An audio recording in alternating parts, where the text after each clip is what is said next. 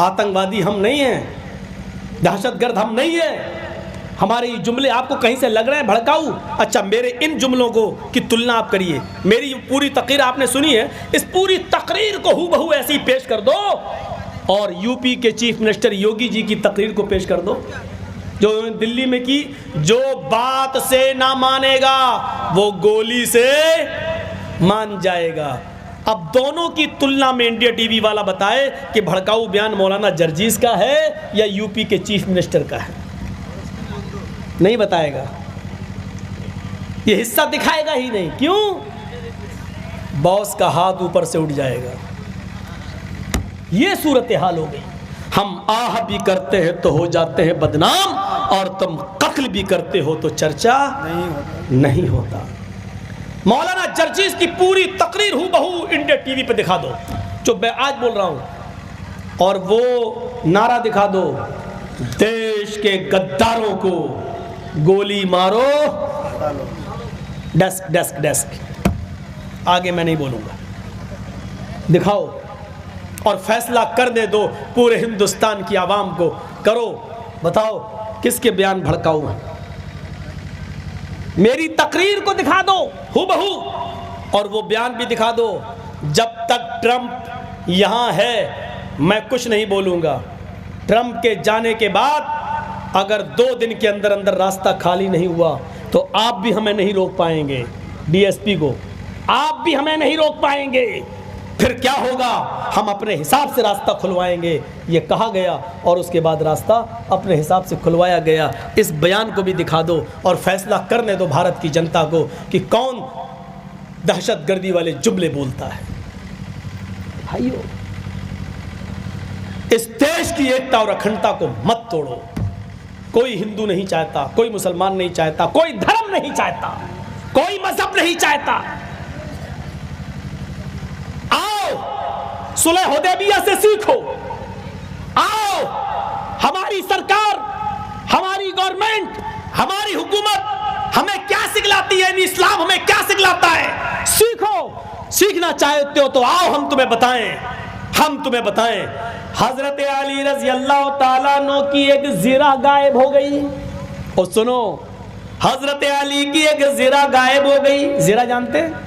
लोहे की एक ज़िरा होती थी, ऊपर पहन लिया जाता है। जैसे आजकल पुलिस वाले पत्थरों से बचने के लिए जैकेट पहन लेते हैं ताकि हमारे ऊपर वो ना पड़े, तो वो लोहे की ज़िरा होती थी ताकि जंग में जब लड़े तो तीर हमारे सीने को छल्ली ना कर दे। पैर में लगेगा तो निकाल देंगे, लेकिन सीने में लग गया तो मर जाएंगे, तो ऊपर ज़िरा पहन लेते थे लोहे की। हज़रत अली की ज़िरा उनके घर से गायब हो गई। हज़रत अली ने बहुत ढूंढा लेकिन ज़िरा नहीं मिली।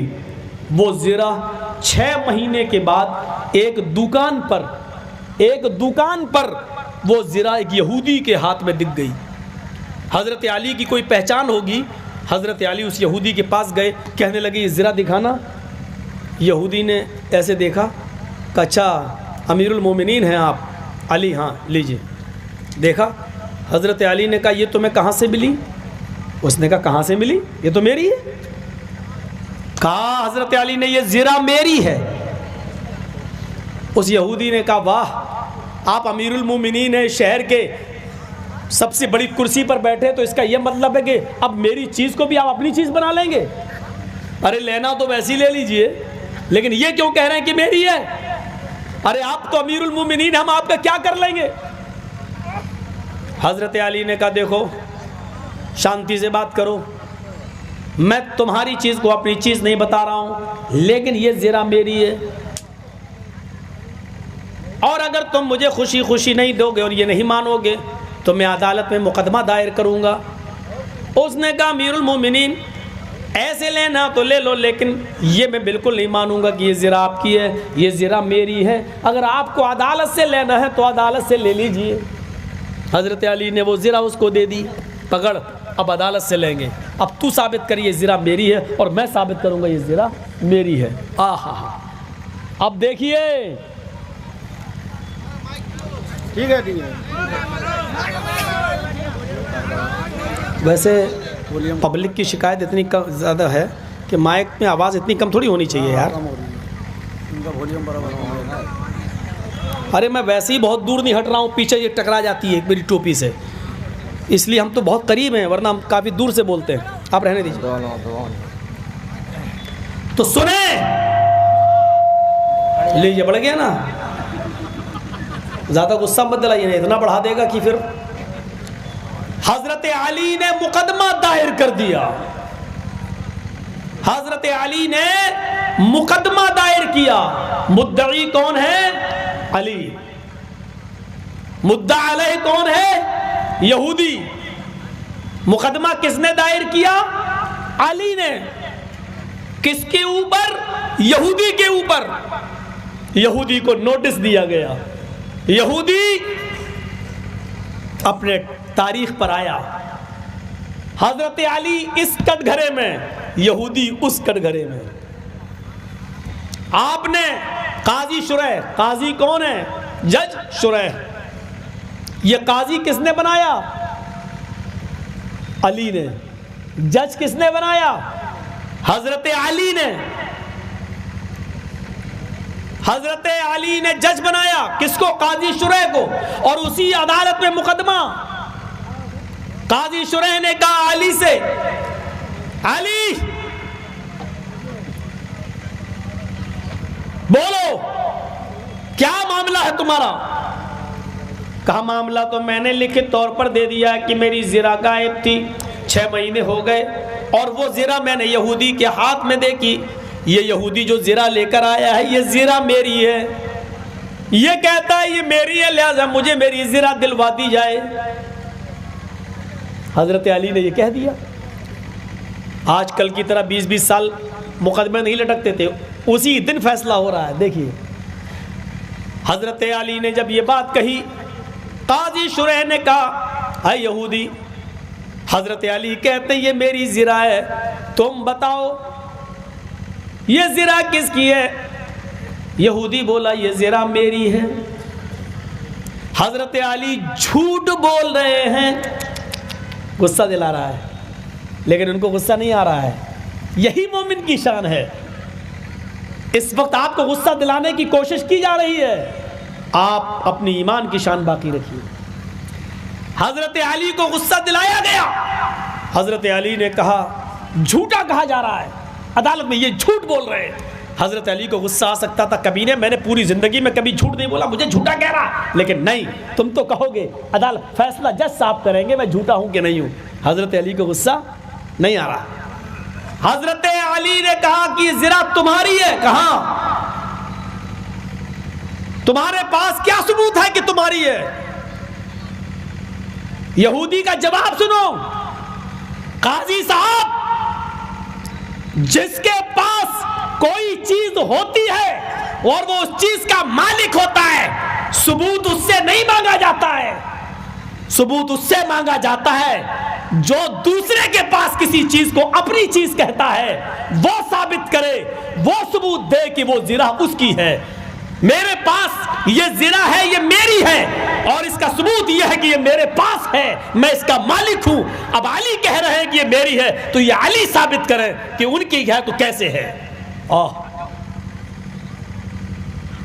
آج کل ہمارے باس سے اگر کوئی اتنا کہہ دے تو اس جج کو ہی دوسرے دن رام رام سبتے ہو جائے گی اس کی.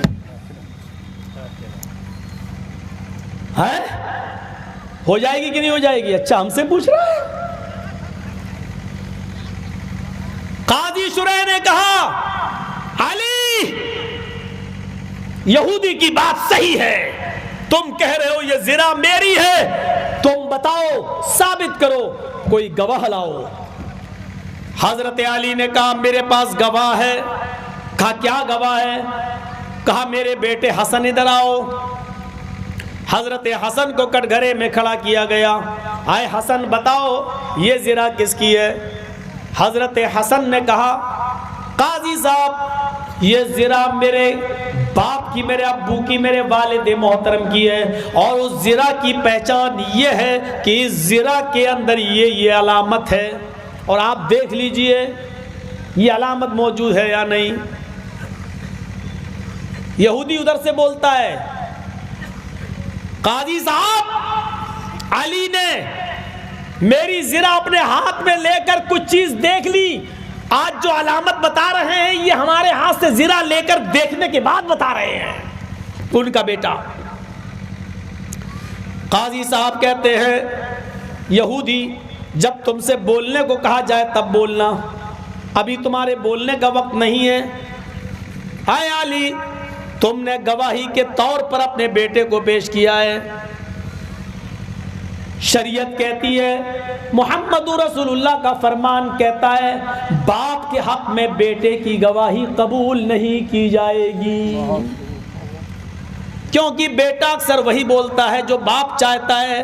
اے علی تمہارے بیٹے کی گواہی کل عدم قرار دی جاتی ہے, بیٹے کی گواہی تسلیم نہیں ہے, کوئی اور گواہ لاؤ.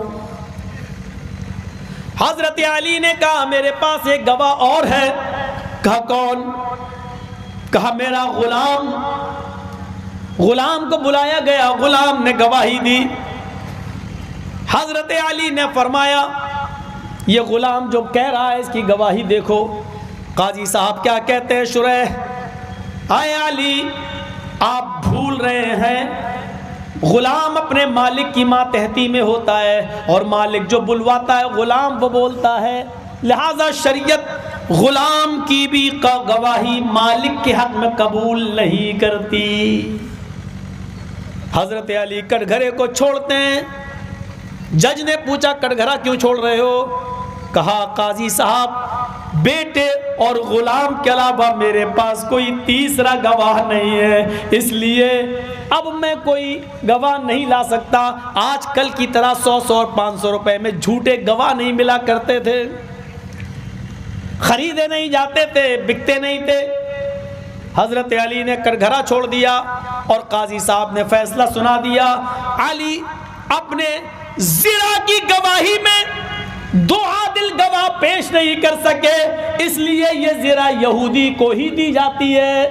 یہ فیصلہ یہودی کے حق میں کیا جاتا ہے اور یہ زنا اسی کی مانی جائے گی جس کے پاس ہے. اے یہودی تم اس زنا کے مالک ہو. ملک کس کے ہاتھ میں ہے؟ علی کے. قاضی کس نے بنایا؟ علی نے. اور فیصلہ کس کے خلاف جا رہا ہے؟ حضرت علی کے. یہ اس بات کی جیتی جاگتی علامت ہے کہ حضرت علی کے زمانے تک اسلامی عدالتیں کسی کے دباؤ میں اور کسی کے پریشر میں کام نہیں کیا کرتی تھی, کیونکہ کورٹ اور عدالت کا کام کسی کے پریشر میں کسی کے دباؤ میں نہیں ہوتا ہے. عدالتیں اور کورٹ خود مختار ہوتے ہیں, وہ کسی کے پریشر میں کام نہیں کرتے. میری بات سمجھ رہے ہیں نا آپ؟ سمجھ گئے نا؟ بس اتنا ہی کافی ہے, زیادہ مت سمجھو. زیادہ سمجھو گے تو پھر پتہ نہیں ہیلی کاپٹر خود بیٹھے بیٹھے بنا لو گے. اتنا ہی سمجھو جتنا میں نے سمجھایا. اس زمانے میں عدالتیں